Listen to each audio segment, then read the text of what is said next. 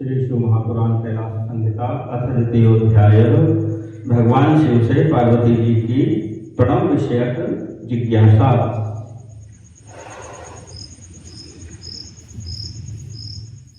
व्यासुवाच साधु प्रश्नमिदं विप्रा भवद्भिर्भाग्यवत्तमयः दुर्लभं हि शिवज्ञानं प्रणवार्थ प्रकाशकम्।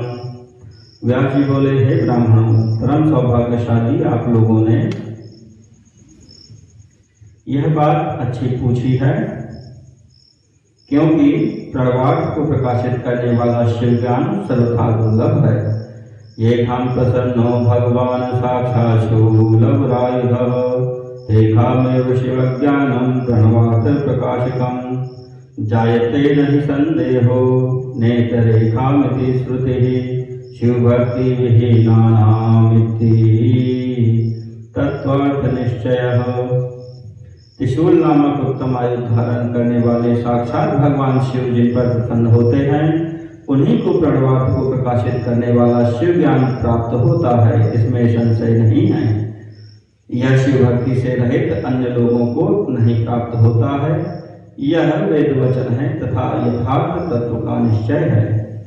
दीर्घसत्रेण युष्माभिर्भगवानम्बिकापतिः उपासितेति दृष्टमध्यविनिश्चितम्। तस्माद् वक्ष्यामि युष्माकमितिहासं पुरातनम् उमामहेश संवादरूपमद्भुतमास्तिकाः। आप लोगों ने इस दीर्घ सत्र के माध्यम से अंबिकापति भगवान सदाशिव की उपासना की है। इसे मैंने आज निश्चित रूप से देख लिया। अतः हे आस्तिकों, मैं आप लोगों से उमा महेश्वर का संवाद रूप प्राचीन तथा अद्भुत इतिहास कह रहा हूँ। पुरा किल जगन्माता सती दाक्षायणी तनुं शिवा शिव निंदा प्रसंगेन त्यक्त्वा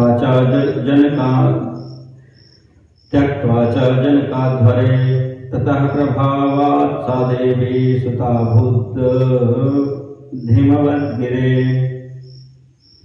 शिवार्थं तपस्सा वै नारदस्योपदेशतः।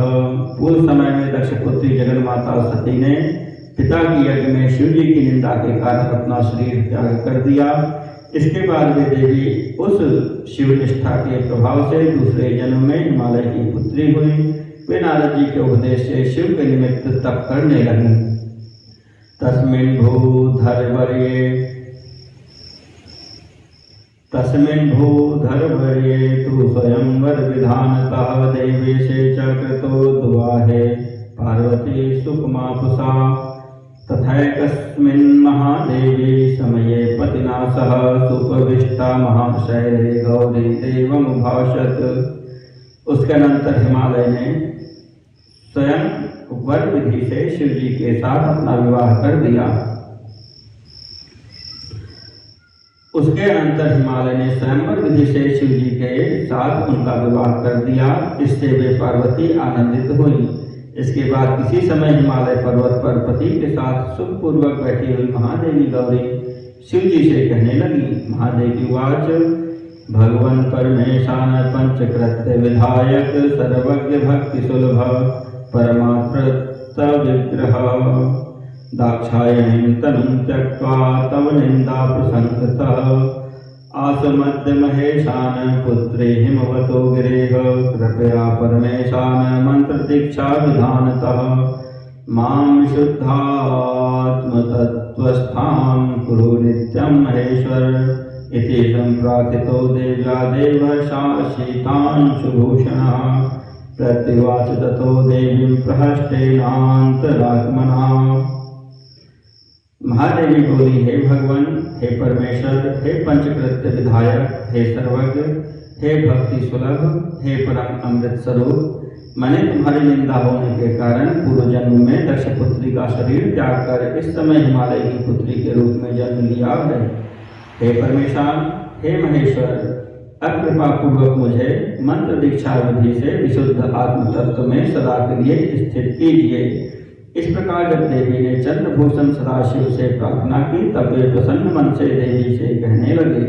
महादेव वाच धन्या त्वं देव देवेशी यदि जाते दशीमतिः कैलासशिखरं गत्वा करिष्ये त्वां च तादृशीम्। महादेव बोले, हे देवी, आप धन्य हैं जो आपकी ऐसी बुद्धि हुई है। मैं कैलाश शिखर पर जाकर आपको विशुद्ध तत्व में स्थित करूंगा। ततो हिम्मतो गत्वा कैलासं भूधरेश्वरं जगौ दीक्षा विधानेन प्रणवादीन् मनून् क्रमात् उक्त्वा मंत्राशतां देवीं कृत्वा शुद्धात्मनि स्थितां सार्धं देव्या महादेवो देव्योद्यानं गतो भवत्। इसके बाद हिमालय से पर्वत श्रेष्ठ कैलाश के शिखर पर जाकर शिव जी ने दीक्षा विधि से उन्हें प्रणवादी मंत्रों का उपदेश दिया। इस प्रकार उन मंत्रों का उपदेश करके देवी को विशुद्ध आत्म तत्व में स्थित कर महादेव जी देवी के साथ देवोद्यान में चले गए।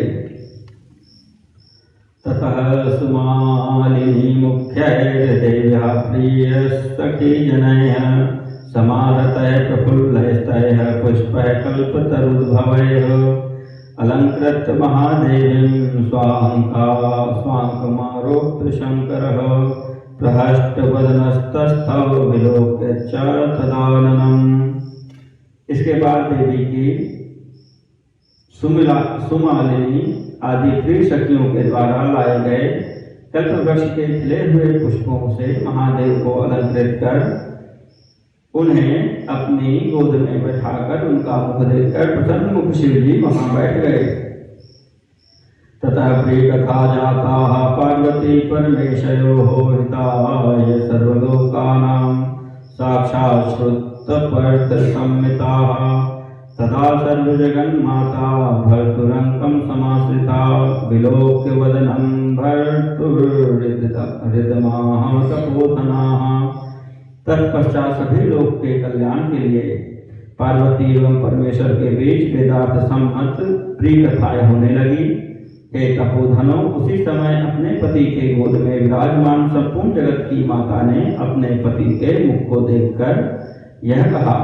श्रीदेवी वाच उपदिष्टास्त्वया देव मंत्राः स प्रणवामताः तत्राद श्रोतुमिच्छामि प्रणवार्थं विनिश्चितम्। श्रीदेवी बोली, हे देव, आपके द्वारा उपदिष्ट मंत्र प्रणव युक्त कहे गए हैं, अतः सबसे पहले मैं प्रणव के निश्चित अर्थ को सुनना चाहती हूँ। कथं प्रणवोत्पन्नः कथं प्रणवोच्यते मात्राः कति समाख्याताः कथं वेदादिरुच्यते देवताः कति च प्रोक्ताः कथं देवादिभावना क्रियाः कति विधाः प्रोक्ता व्याप्य व्यापकता कथं ब्रह्माणि पञ्चमन्त्रेऽस्मिन् कथं तिष्ठन्त्यनुक्रमात् कलाः कति समाख्याताः प्रपञ्चात्मकता कथं वाच्यवाचक संबंध स्थानानि च कथं शिव पुत्राधिकारी विज्ञेयो विषयः क उदाहृतः संबंध पुत्र विज्ञेयः किं प्रयोजनमुच्यते उपासकस्तु किं रूपः किं वा स्थानमुपासनम् उपास्यं वस्तु किं रूपं किं वा फलमुपासितो अनुष्ठान विधि को वा पूजा स्थानं च किं प्रभो पूजायां मंडलं किं वा ऋष्यादिकं हर न्यासजाप विधि को वा पूजा विधि क्रमः एतत् सर्वं महेशान समाचक्षुर्विशेषतः श्रोतुमिच्छामि तत्त्वेन यद्यस्ति मयि ते कृपा। प्रणव किस प्रकार उत्पन्न हुआ, इसे प्रणव क्यों कहा जाता है और इसकी कितनी मात्राएं कही गई हैं और यह वेदों का आदि क्यों कहा जाता है, इसके कितने देवता कहे गए हैं, इसमें किस प्रकार देवादि की भावना की जाती है, इसमें कितने प्रकार की क्रियाएं बताई गई हैं और इसकी व्याप्य व्यापकता कैसी है। क्रमशः सद्योजातादि पंच ब्रह्म इस मंत्र में किस प्रकार निवास करते हैं, कितनी कलाएं कही गई हैं और प्रपंचात्मकता क्या है, इसका वाच्यवाचक संबंध और स्थान किस प्रकार का है, इसका अधिकारी किसे जानना चाहिए और इसका विषय किसे कहा गया है। इसमें संबंध किसे जानना चाहिए, इसका कौन सा प्रयोजन कहा गया है, इसकी उपासना करने वाला किस रूप का होता है और उपासना के योग्य स्थान कैसा होता है। हे प्रभु, इसकी उपास्य वस्तु किस प्रकार की है, इसकी उपासना करने वालों का फल क्या होता है, इसकी अनुष्ठान विधि क्या है तथा पूजन का स्थान क्या है। हे हर, पूजा में मंडल कैसा हो, इसके ऋषि आदि कौन हैं, इसमें न्यास तथा जप की विधि क्या है और पूजन विधि का क्रम क्या है। हे महेशान, यदि आपकी मुझ पर कृपा है तो यह सब मुझे विशेष रूप से बताइए, मैं इसे यथार्थ रूप से सुनना चाहती हूँ।